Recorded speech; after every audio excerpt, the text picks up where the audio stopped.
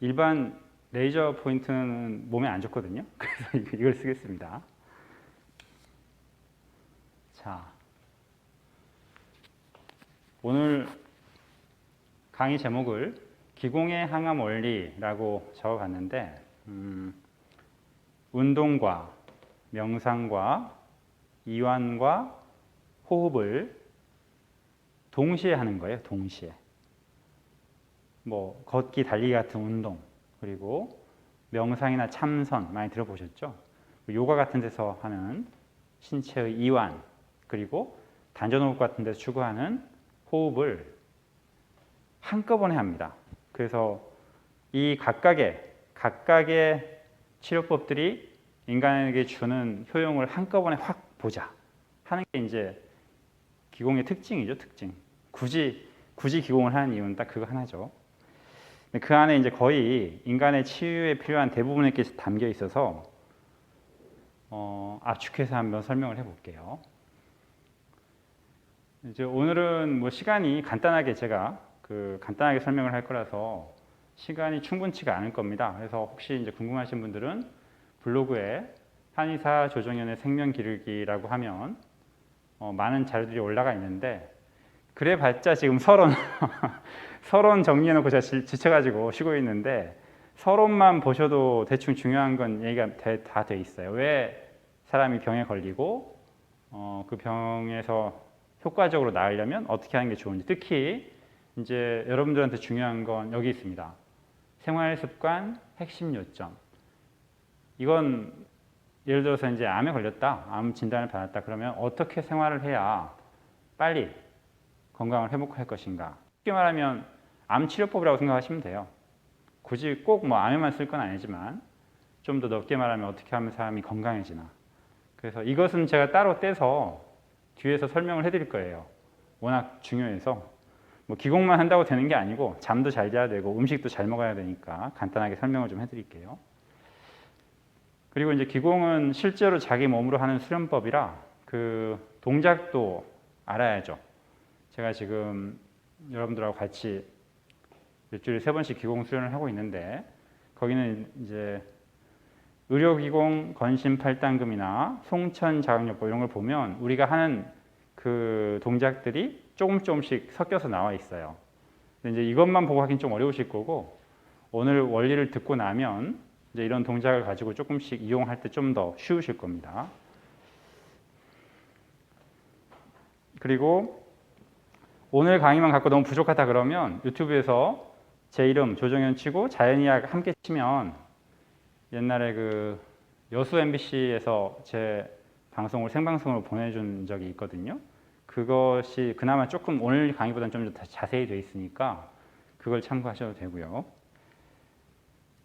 자, 먼저 기공은 사실 뭐 딱 암에만 국한해서 쓰는 치료법은 아닌데 지금 우리의 주 관심사는 암이니까 암이란 질환을 지금 서양의학 내지는 주류 현대의학에서 어떻게 관점을 잡고 있는가, 두 가지 관점이 있는데 첫 번째는 생활습관병의 하나다라고 말을 하죠.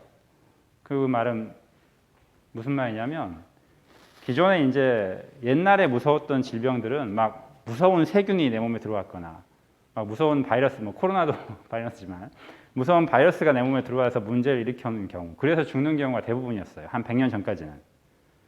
근데 이제 위생 상태가 좋아지고 뭐 항생제 이런 게 막 등장을 하면서 지금은 뭐 세균이나 바이러스 때문에 죽는 경우는 아주 드물고 대부분 생활 습관을 잘 못해서, 그러니까 우리가 잘 못 사는 거예요.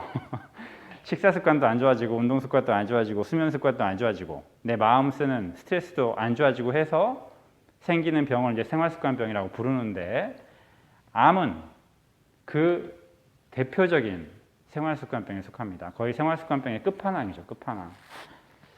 그래서 이제 이건 뭐 서양의학에서도 인정하는 관점인데 이 관점으로 보자면 내가 암 진단을 받았다.